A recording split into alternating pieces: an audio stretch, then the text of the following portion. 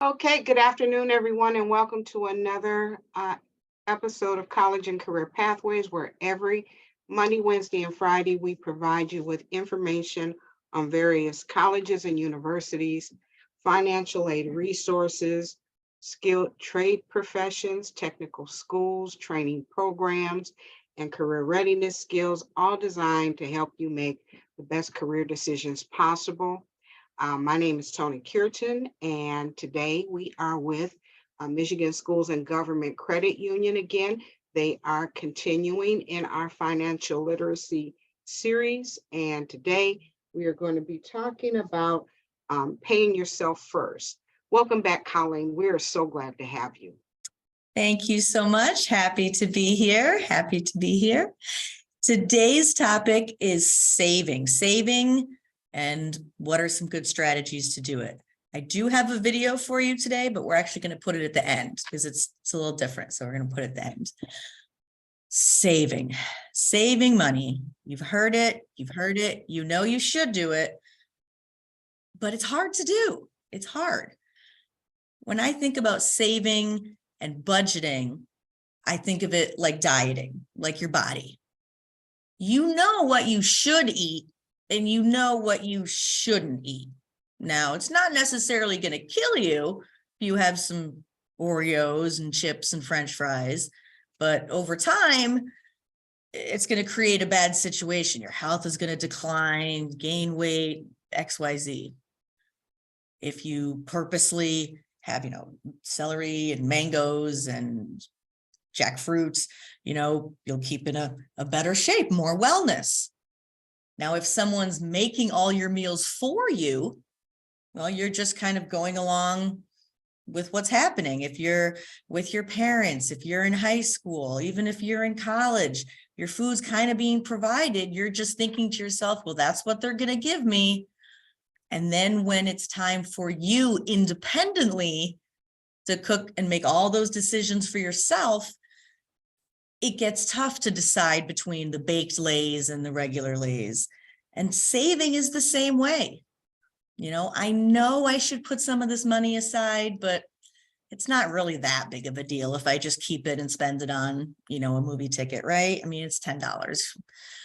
But over time, that lack of 10 here, lack of 10 there is really going to add up to a deficiency, lack of emergency funds, lack of a fallback, a safety net.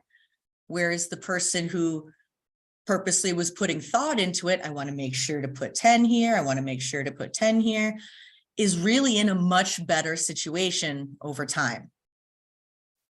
And like food, you can go through periods. You can go through, these past 6 months, I've been really on track and I've been doing great. And then summer's over and you start putting the heavy sweaters on and maybe you kind of start eating a little more unhealthy again. I get it. Think of saving like that. Is this one little thing going to contribute to the greater cause? It is. And saving's hard. When I'm in a classroom with students, usually I'll say, okay, I came in here with a $10 bill for everybody. Every student in here, you get $10 bills. Yay, everybody loves Colleen, right? Well, what if I told you, okay, well, guys, everybody gets $10, but I actually have a $5 bill for you, and I put $5 in a savings account for you. You still, everybody loves Colleen? I think you guys would be a little disappointed. You'd be like, oh, I thought you were actually giving us $10. Well, now I feel like I'm really only getting $5. No, you still have $10. It's in two separate places, but because you don't see it, you're only looking at $5. You kind of forget about, don't consider that other $5. So to avoid that disappointment, that feeling of, oh, I only have $5, instead of, wow, she gave me $5. That's so great, right? There's a big difference there. So pay yourself first is one simple but effective saving strategy for long and short-term goals. Like we talk about, we got to sneak vegetables into kids' foods. We're going to sneak vegetables into, the pasta and the bread. Well, you might have to trick yourself into saving. Make it so you don't realize it's happening. Same idea. How does it work? As soon as you get paid, or you can say as soon as you get money, as soon as you receive money, put some of it aside for savings. Pay yourself like you are a bill, paying Colleen $10 into savings first. That's the first bill you pay before you do anything else. Then you look at, what kind of money do I have for groceries? I got to pay for the car insurance. I'm going to go out to the movies, XYZ. But the most important bill you pay is that one to yourself first. Set money aside before. $100 is a great starting point. They mention 100 here, but it really truly depends on your situation. I would rather that you get into the habit of saving with a small amount than try to do larger amounts and just kind of skip it and not do it as often, right? If, let's say you get $100 a week paycheck, you do some babysitting, they give you $100 at the end of the week. If you even put $5 or $10, that's it. Just that $10, or $5 aside. And now you've got the rest of your money. Put $2 aside. It's the point that the first thing you do, even if it's a small amount, you put it aside, right? You consider that already taken care of. This strategy can be applied to a lot of savings goals. Think about what your savings goals might be. Why are you saving? Well, you could be saving for a new bike. You could be saving because you're going on vacation and you just want some spending money. You could be saving, your friend's wedding is coming up and you really want to buy a new dress. There could be all kinds of reasons. You can put $2 into one savings account to save up for that dress, and you put $2 into a different savings account to save up for the bike. Or maybe you put $2 in the dress account, and next week you put $2 in the, what was the other one? A maintenance account. It's just doing it every time. It's about getting into the habit. Don't think you have to start with this large amount. So what are the benefits? Colleen, you're telling me that as soon as I get my money, I got to get rid of some of it. I got to put it away. What are the benefits of that? Well, I'm going to tell you. And even more, we're going to get to how. We haven't covered the how to pay yourself first. We are going to get there. But what are the benefits? Why is it going to be so easy? How is it going to make you feel better? Building good habits. I say it over and over and over again. Like school, if you start doing your homework when you're young, you get into a habit of doing your homework, you're probably going to continue to turn your homework in on time in high school. If you have a habit when you're young of not really doing your homework or always forgetting to write things down in your planner, that's probably going to carry into your, adult life. You want to establish positive habits, even if it's really small things, right? Yes, I save, I put it aside. I definitely do it. Then once you earn more, you can start putting aside more, but you're doing the same thing, right? Guilt-free spending. So think about it. You got paid that $100, you put $10 into your savings account. Now you've got $90 to spend, and you can spend it on whatever. When you go to the store and you're like, oh, I'm really thirsty. I'm going to get a Pepsi. You put your money in savings. This is your $90 to spend. You want to buy that Pepsi? Okay. If you were to keep the entire 100 and say, at the end of the week, I'll put in savings whatever I have left. That's generally what people do. They want to make sure their bills get paid. And then if there's anything left over, I'll put it into savings. And I can see how that makes sense. But what happens a lot of the time, either there's very little left over, or there's nothing left over, and they spend the money instead of leaving it for the end of the week, and there's nothing to save. If you put that $10 aside right away, now you can go shopping for the rest of the week with that $90 guilt-free, right? You're not going to have to weigh, oh, let's see, if I spent 60 already and I want to leave 10 by the end of the week, right? You are not shortchanging your goals by buying that Pepsi. Rainy day readiness. This goes with like emergency fund. You can be saving for a couple things. Like I said, you can be saving for a new bike. You can be saving for a new car, or you can just be saving in general. Your emergency fund, people call it a rainy day fund. Paying for the unexpected. Your tire gets a flat on the way home. Well, now you got to pay for a tow truck. Now you got to pay for a new tire. Maybe you had to take the day off of work to take care of that. I mean, that's hundreds of dollars for just that one stupid screw you ran over. Where's that money going to come from? Your rainy day fund, your savings account. That way you take money from the savings, pay the tow truck guy, pay the tire, and you just keep going with your life. Everything's great.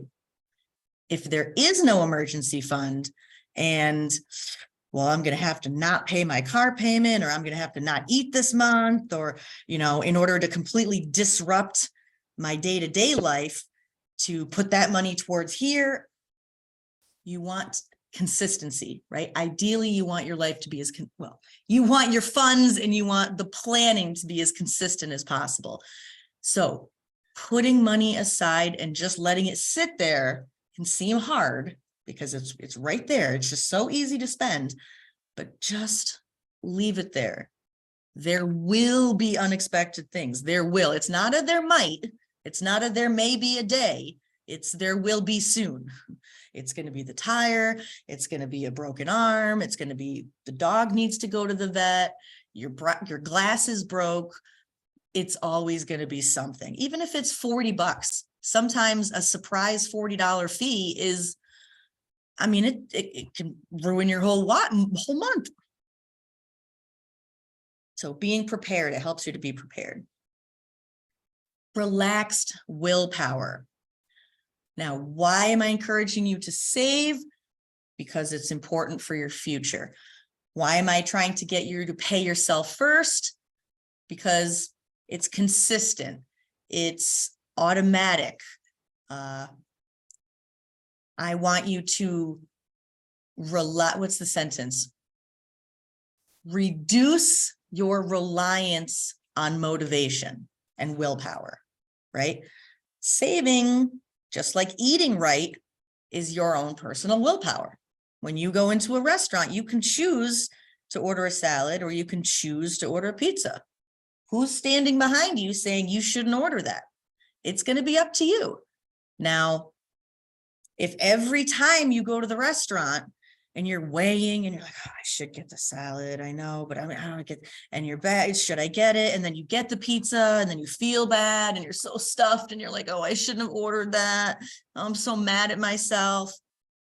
If you just put the $10 aside first before anything else, now you can, in theory, order whatever from the restaurant, right? It's hard handing you $10 and saying, okay, now go put $5 of it into a savings account. It's hard to part with it, right? It's hard to see money and part with it. It's hard to say, here's $100, now go put some of it in savings.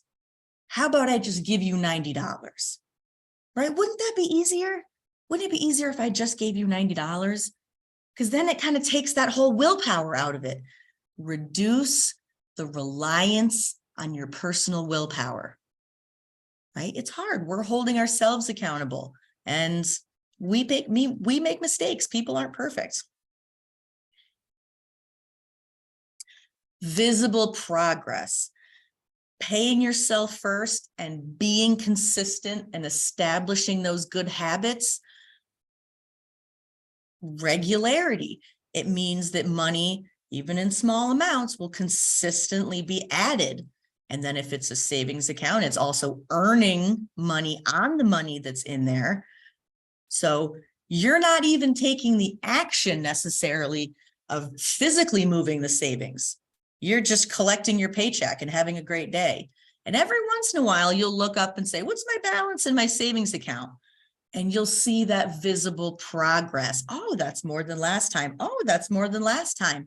You can watch the numbers go up and up and up without, parting with it. You know how you look at the clock and you're like, oh, it's 2:00. When is it going to be 2:30? And you look and you're like, it's got to be 2:30 and it's only 2:06. If you keep checking, how much do I have in my savings? How much do I have in my savings? It's not kind of like a watch pot doesn't boil.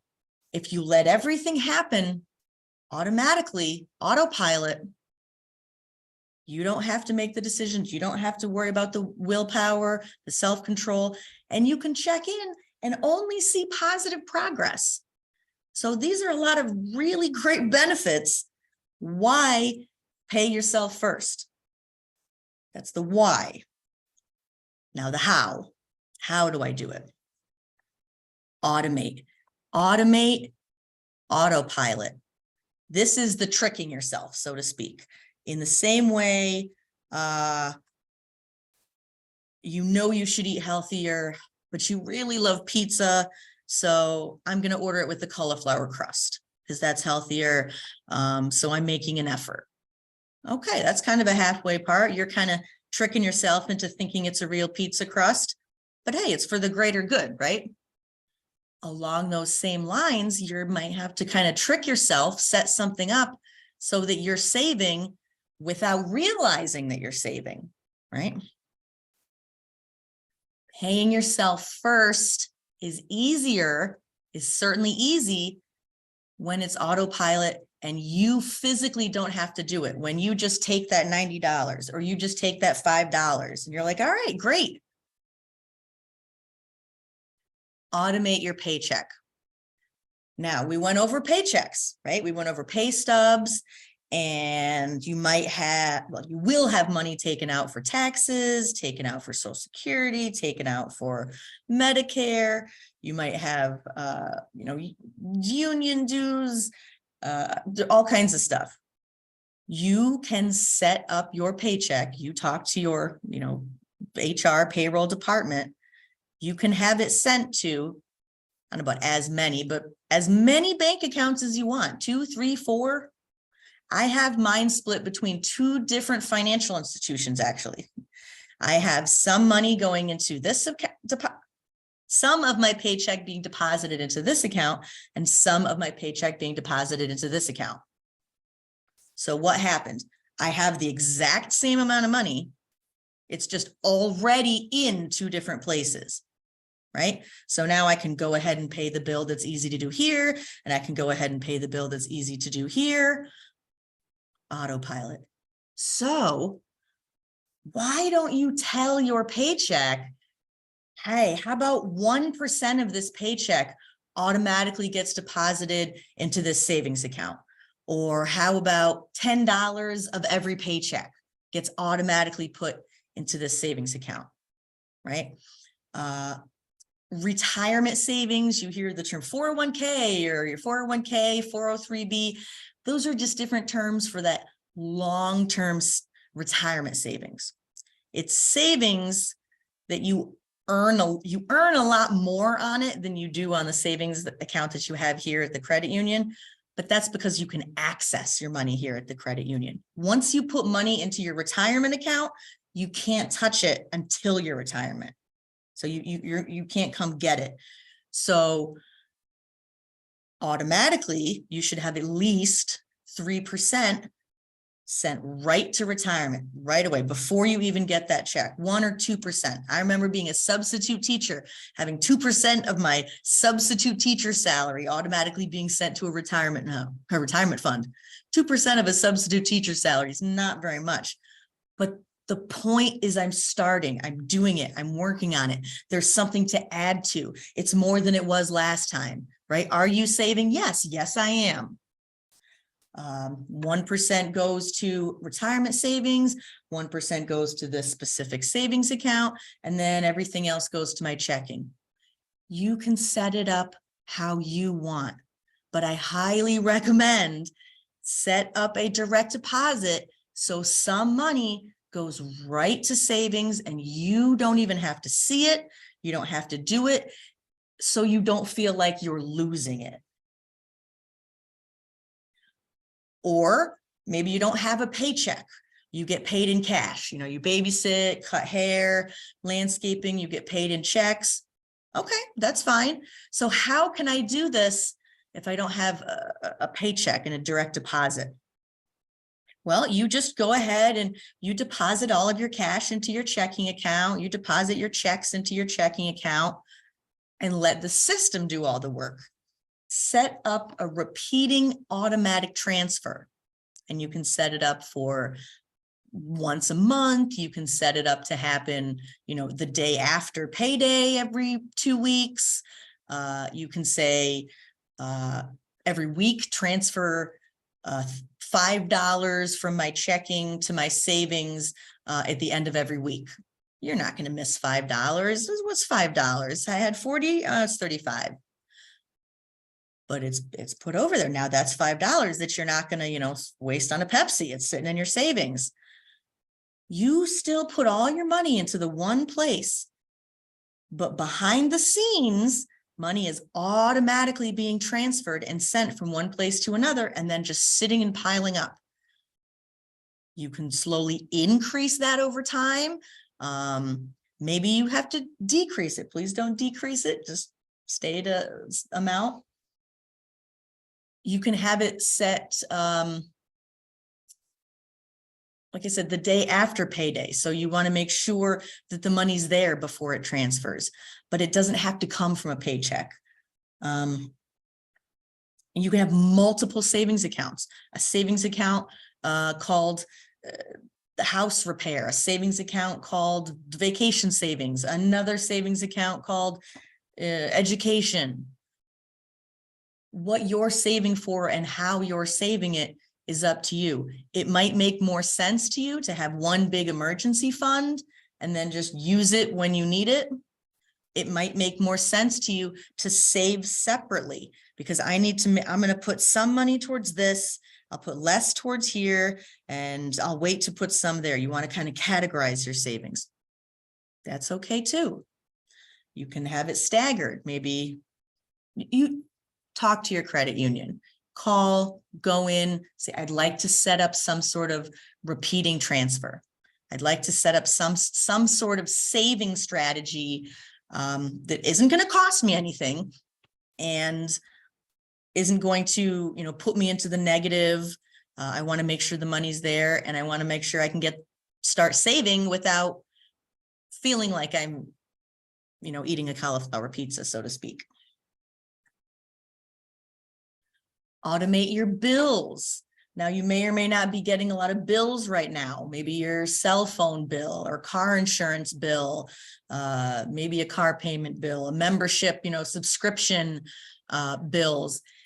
It is a skill. It's a skill to get used to paying bills. There's a lot of them. I mean, if you really just sit down and make a list of everything you're billed through a month. Okay, I got to pay Hulu. I got to pay the electricity. I got to pay my car payment. I got to pay renter's insurance. There's a lot of them. So if you're thinking, oh yeah, rent, car payment, groceries, that's about it, right? You got to stay on top of a lot of bills. Make it easier for yourself, right? Don't let late fees eat into your savings. Late fees, a big part of my job, being a financial educator, is learn ways to avoid paying late fees, paying ATM fees, paying maintenance fees, right? Keep that money for yourself. If you have bills coming in all the time, you have 4 different credit cards, you pay Hulu separately, you pay Disney Plus separately, you pay Netflix separately. That's a lot to keep track of. It's a lot to keep track of. You have a credit card, Why don't you have, Netflix, Disney Plus, Hulu, all of those monthly, reoccurring expenses, instead of getting a bill, go automatically onto that credit card, and then you pay that one credit card bill at the end of the month. I wouldn't recommend putting all of your bills on the credit card, but you can combine some like that so that you don't have 19 different bills. You can request to group billing dates together. You can ask to change. I always get paid on the 1st and the 15th, and it's just, it drives me crazy that this bill is due the 14th every month. If you could just let me have it due the 16th, I'm sure I'll be able to get it on time. They might say no, but they might say yes. You're still paying them, you're still getting the money, but maybe just those couple days might make a huge difference. If it's right before your paycheck or right after, how can I make it easier for myself? Right? I don't want to have to think about saving all the time. I don't want to have to think about taking money away from what I have. I want to look at what I have and what can I spend it on? What do I need? What do I need? Needs and wants, right? Automate your contributions. This is in a couple different ways. Contributions generally means like to your retirement. Like I said, I had 2% of my substitute teacher salary. Right now, I have 10% being put aside. You can contribute more or less. I'm contributing more for multiple reasons. One, because I started later in life. I really didn't get a 401k till I was older, not in my young 20s. So I feel like I have to make up time and give more money. Also, like we were talking about, how do you weigh a job? Health benefits, retirement matching. Do they match? If I put in 3%, my company will put in 3%. Well, I'm definitely going to put in 3%. I'm wasting money if I don't. I could get a free, extra 3%. So utilize anything your company offers that helps you to save. If you don't have a retirement, if you are even younger, you don't have a checking account, and you want to just put things in a piggy bank, have a big 2-liter bottle. Remember, the 2-liter full of dimes is $700.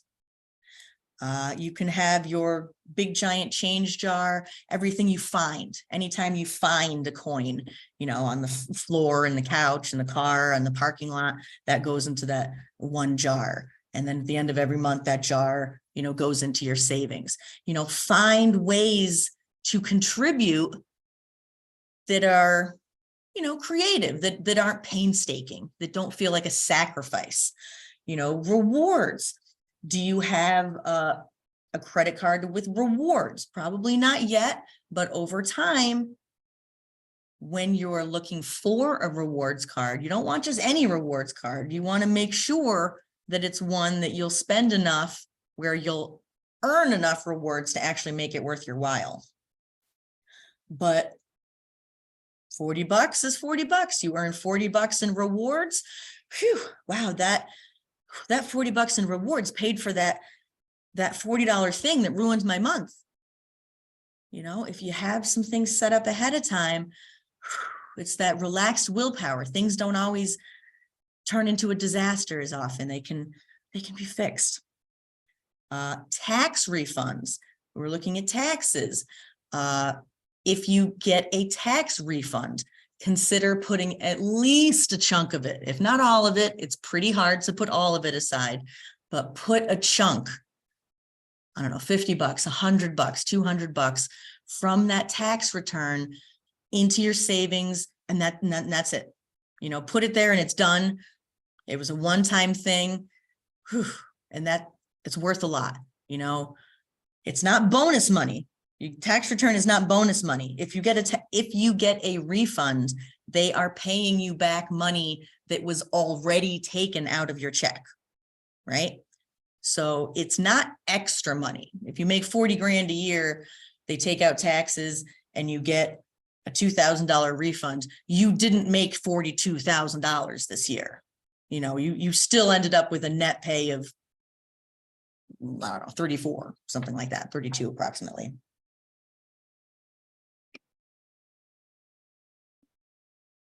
Okay. Now, here we go. Now I have a video for you. The pay yourself first video is pretty cute, but this one is called Saving with New Skills. And we talk about saving with your paycheck, saving with what you have, saving your money.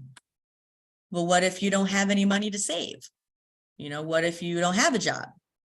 How do I save if I don't really have anything to save?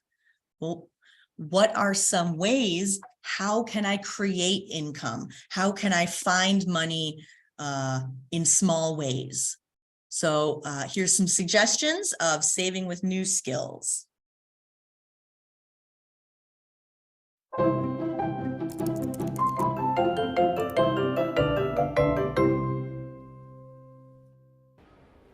Okay, focus, discipline, hiya! What's the matter, Jen? You seem distracted today. Well, I just haven't been reaching my savings goals lately, and it's kind of stressing me out. Ah, I see. Have you ever thought about saving money by leveling up your skills?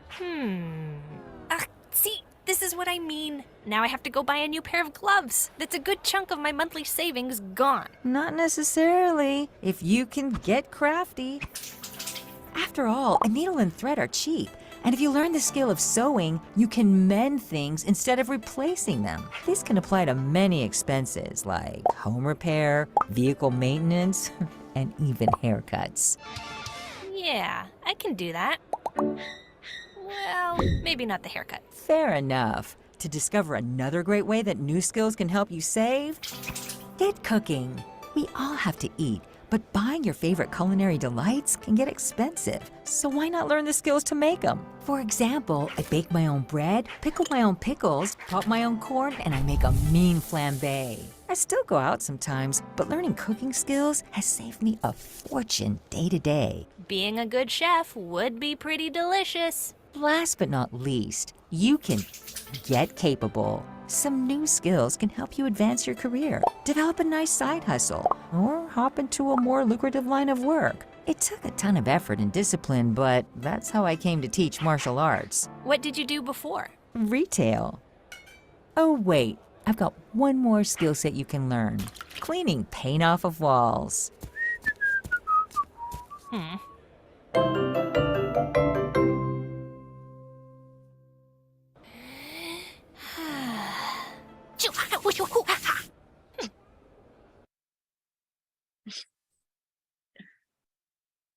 All right, so that was kind of cute. Are there any questions, comments on saving and paying yourself first?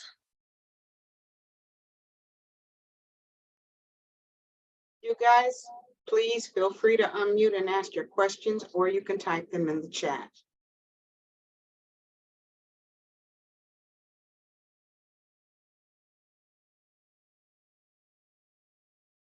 A good way to start saving and starting small.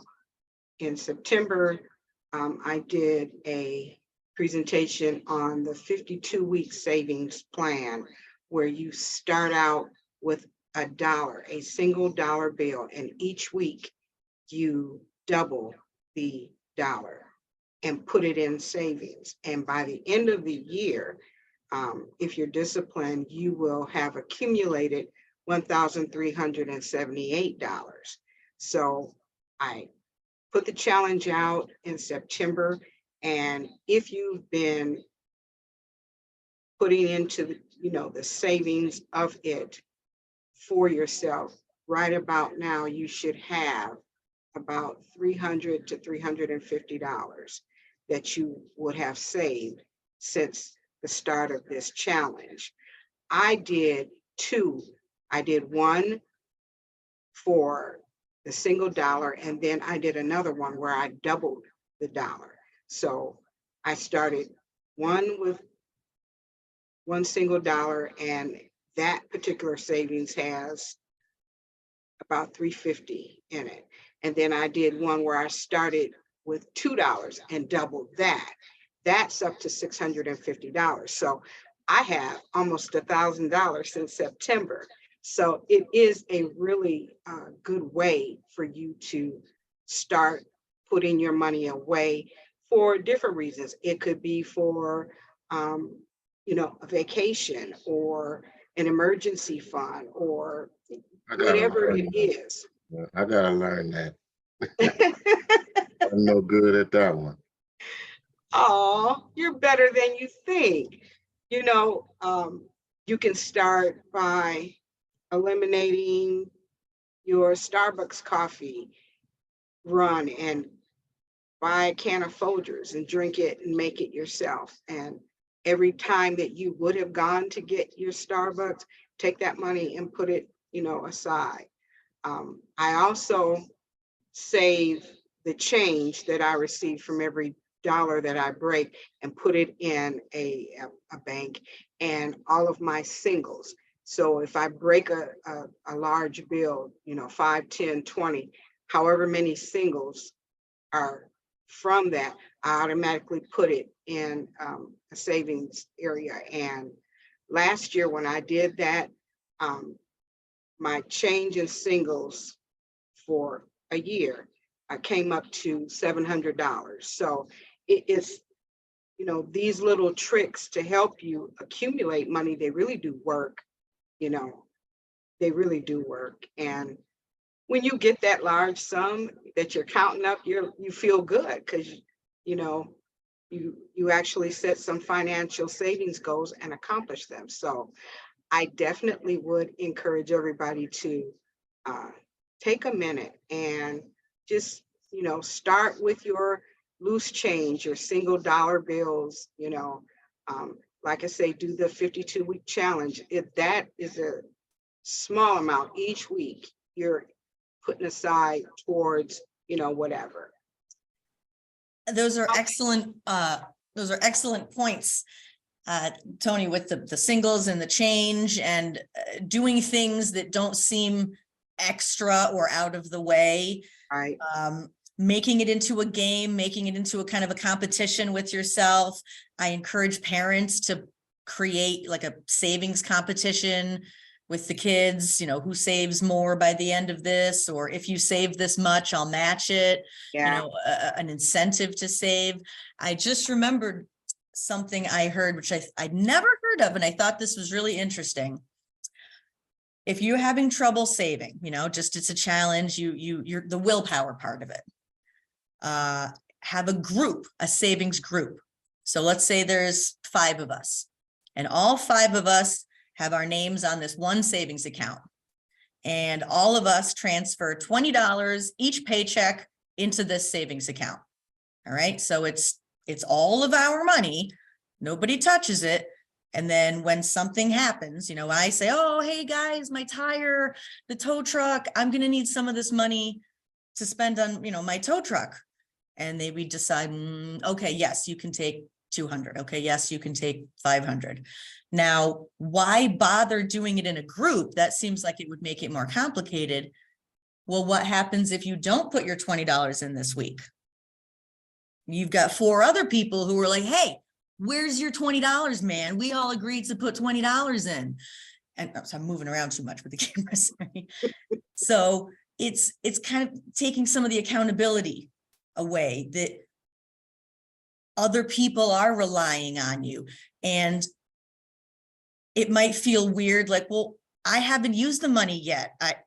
You're helping someone else. It's going to come back to you. It may not be the best solution for you, but I thought that was a really interesting way to look at savings. Absolutely. with regards to the plan that you're just referring to, I just saw a documentary on Motown, the record company, and that's actually how they started. They there were 11 family members, and they all pooled money in to one account collectively. Like a credit And union. yeah, yes, and Barry Gordy asked to borrow 800, and that's how he started Motown Records. So there is a huge benefit to forming a group, a savings group, where you Excellent. know, can Another borrow. another Yeah. example, ask for help. You know, if they just said, well, we're not going to be able to make this record label happen on our own, ask for helps. You know, there's other resources out there. Don't suffer alone.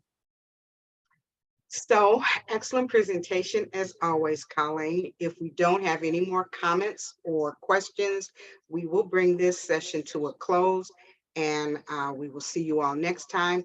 And everybody have a great weekend. Bon voyage, Colleen. Have a great weekend. Bye, guys. Bye.